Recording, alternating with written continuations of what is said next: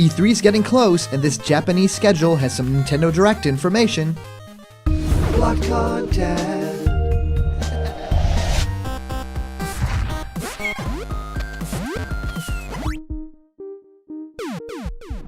What's happening, my block buddies, and welcome to a brand new episode of Blocked Content. My name is Callum, and this is going to be your content for today. Looking forward to the Nintendo Direct. I mean, this is going to be one of the biggest ones that we've had ever. I mean, Nintendo Treehouse Live, we're getting so much cool stuff with new games. We're also getting a Splatoon 2 World Championship, and there's going to be all this cool stuff happening, but the Nintendo Direct is, of course, where it's going to be at.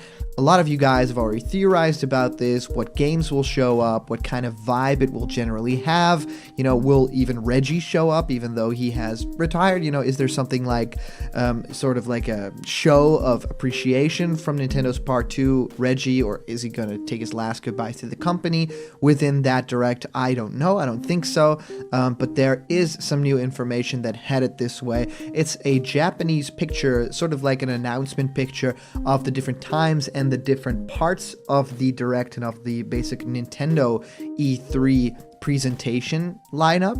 Now, Nintendo, of course, as they almost always do, they close, basically. They're the last ones to have their, well, quote-unquote, press conference, right? All these different companies have their press conferences, and Nintendo, generally, from now, they do these cool Nintendo Directs, which are followed by Nintendo Treehouse Live, which is essentially kind of like their press conference, right? That's their live segment that things could go wrong in.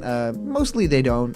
They're fun, and I always have a ton of fun watching those things live with you guys. So I can't wait when E3 drops and we have this Nintendo portion of it. I would love to go live with you guys and answer you guys' questions, talk about the cool games that are announced, and of course, more Smash information as well.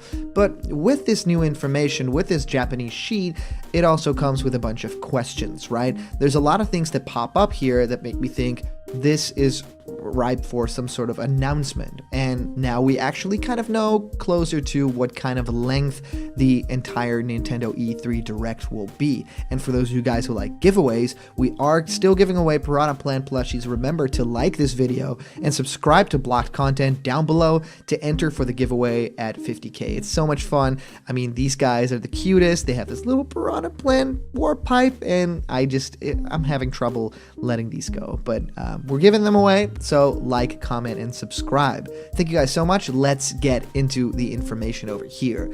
Now, Nintendo's E3 2019 presence will be something very special, because not only are we going to get a full Nintendo Direct that is, it's been rumored to be long. You know, sometimes these Nintendo Directs turn out to be 30 minutes. There's been rare cases where it's closer to an hour time, which is also incredibly awesome, but mostly it means the more concise the time is for a Nintendo Direct during E3, the more it kind of throws games at you at a very rapid pace. I mean, we've all seen the press conferences of the last year, and last year E3 was pretty strange. I think for one of the years that, jumps out at me, it's the one where Microsoft, the Xbox conference, was a clear winner for just about everyone. I mean, they just threw games at you left and right. There were so many announcements, and it was just games. They said, we're not going to focus on anything other than great announcements and great games. So, yeah, of course, we talk about Nintendo a whole lot, but with Microsoft press conferences last year, they knocked it out of the park. I thoroughly enjoyed that conversation, and I really feel like Nintendo is treading a little bit in their footsteps this year. I mean, if you think about it, all that we know about the future within Nintendo Switch right now is something along the lines of, yeah, there's Animal Crossing coming, we know about Link's Awakening remake, we know that there is Super Mario Maker 2, and possibly some sort of information about Super Smash Bros. Ultimate, but that's basically all kind of that we know. There's no, real information about any other big stuff aside from a Fire Emblem game, or, maybe some chatter, some rumblings around some Star Fox stuff, but no, we've not seen or heard anything since from the retro Metroid Prime 4 thing. There's been nothing really about Star Fox at all. I think we can safely kind of bury something like F-Zero, which is crazy. And of course for Kirby, yeah, there's been great, DLC coming, but there's no, sight of something new here. So that makes me think, aside from the big franchises like Super Mario, maybe Mario Odyssey sequel, or like The Legend of Zelda, which we are of course getting Link's Awakening, but that feels kind of like sort of a fun spin-off to save a little bit of time for a big announcement. And a lot of people have been wishing for something like a Majora's Mask kind of sequel to Breath of the Wild that will take the same engine, but just have a new story, have something big to tell. And I'm really curious if they are ending up doing that, because this would be the year to tease something for Mario or to tease something for The Legend of Zelda. I feel like the big part of the conference will be talking about Animal Crossing. I mean, that's one of the games that has been announced. It was in a previous Direct. We had this cool, I think it was the same Direct when Isabelle was announced as a Super Smash Bros. Ultimate Fighter, which was great. The trailer was so cute. And then we had an additional Tom Nook segment that kind of hinted at, it basically confirmed an Animal Crossing game, but we don't have a title or any specifics yet. But it's supposed to be another mainline series Animal Crossing game, but now for the Switch, so you can take your town anywhere. Now, I am fully thinking that this is going to happen and this is going to be ending up in the Direct. I don't really feel all that secure that it's going to be the main thing at E3. I believe it might be Super Mario Maker 2. I think that won't be a big surprise. But of course, all the things that you're able to do in Super Mario Maker 2, and maybe even the generated levels from Nintendo themselves, they could gather a whole lot of buzz, especially if they introduce one big new element to the game. And of course, we can be very happy that this has already kind of happened in the past before, because we've got the greatest announcements within that Super Mario Maker 2 Nintendo Direct that were, of course, there's multiplayer in the game, and not just co-op, but, there's a battle mode for players. You can play different stages co-op. You can battle online. You can even, get all these Nintendo Switches together, and just one person has to have an active internet connection. There's so many new options with filtering stages online and searching for them. There's many new parts, there's many new level types. You can even do a snow level, a desert level, sky themes. So that ends up with a whole bunch of new music for different styles that never had those, and of course the Super Mario 3D World theme that has so much more variety than we ever thought. It doesn't link up with the other parts, which is a bit sad, but it still, leaves the door open for that other style that we know nothing about, and it might not even be coming. It might be DLC down the line or not happen at all.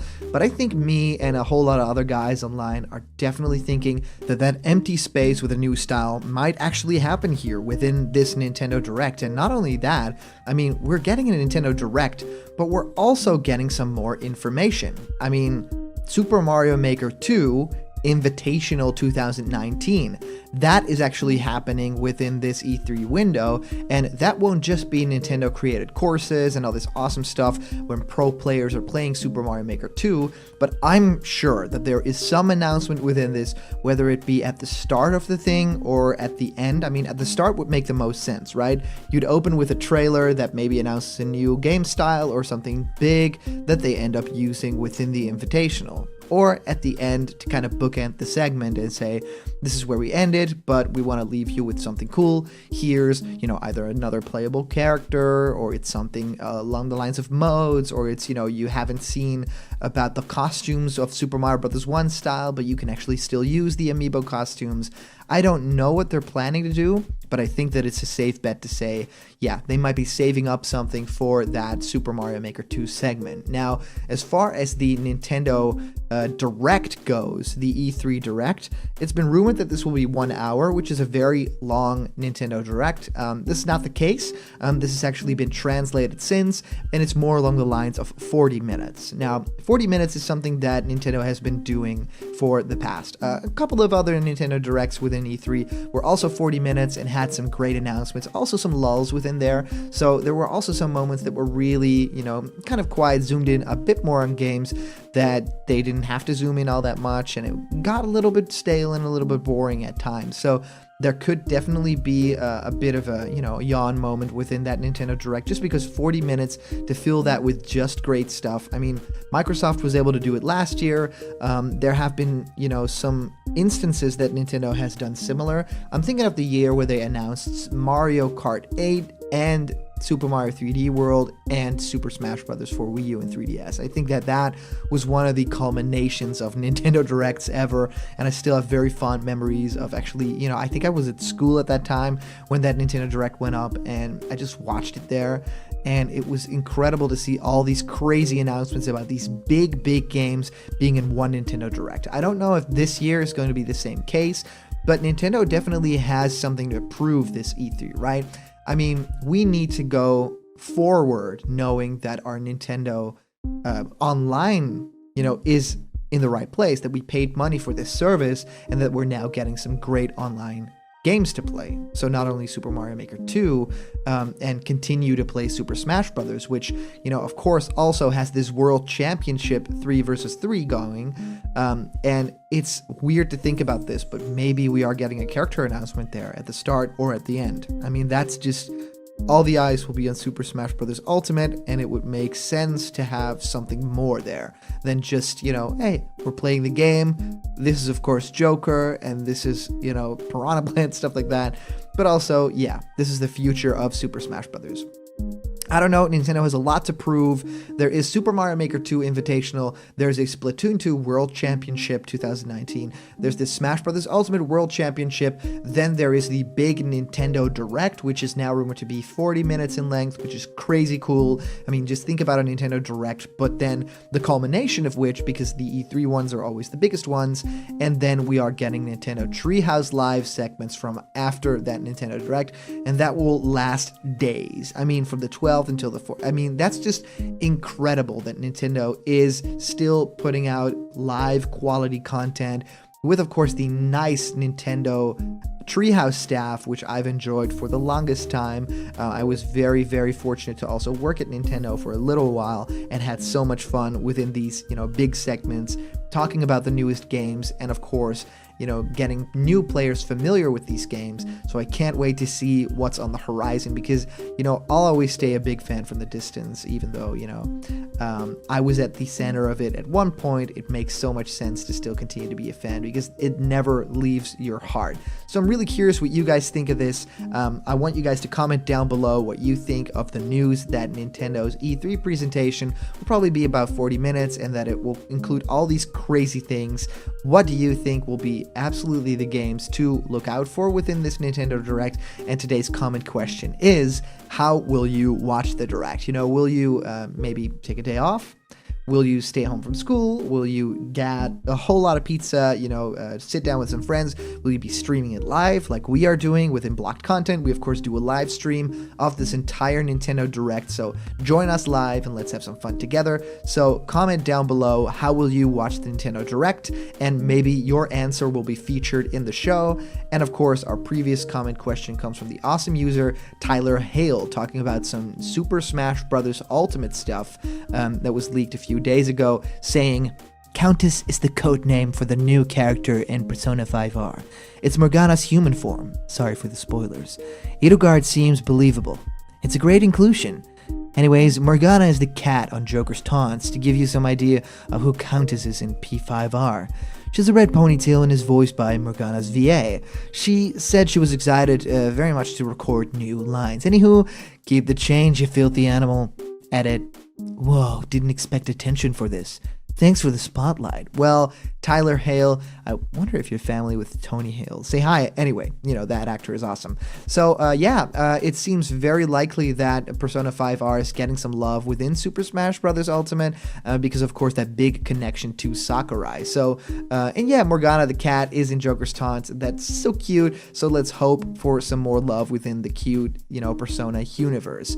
And I love the idea that you said keep the change. I definitely will. and no worries about the spotlight, because I feel like everybody who comments down below and shares the love is a part of this blocked content family. I hope you guys have been enjoying the content. There's a lot of animated content coming as well, so for those of you guys who are joining us through the Patreon, a big shout out to all you guys, because you guys make it possible for blocked content to exist at all. You guys' love make sure that I'm here in my studio making videos for you guys, sharing information, leaks, and even creating content together. You can be a part of that if you want yourself to be created as a blocked character or pixel art, or join me for discussions live, or have your own ideas animated by me. Just go to patreon.com/blockedcontent. Whole lot of cool rewards there, irresistible stuff. Let's work together, and I'll just be waiting for you there. Blocked Content at Patreon. Remember, if you're not yet a member of the Blocked Content family yet, it's really easy to become a part of this family. You don't have to be related by blood at all. Click the subscribe button and ring that bell for notifications, so every time we make a new video, it will pop up on your screen. You'll be like, yeah, Block Boys notifications. Alright guys, thank you so much for watching, and I'll see you guys around the corner, where all the news and fun you care about will be delivered daily to you. There will be always more blocked content, and I'll just see ya.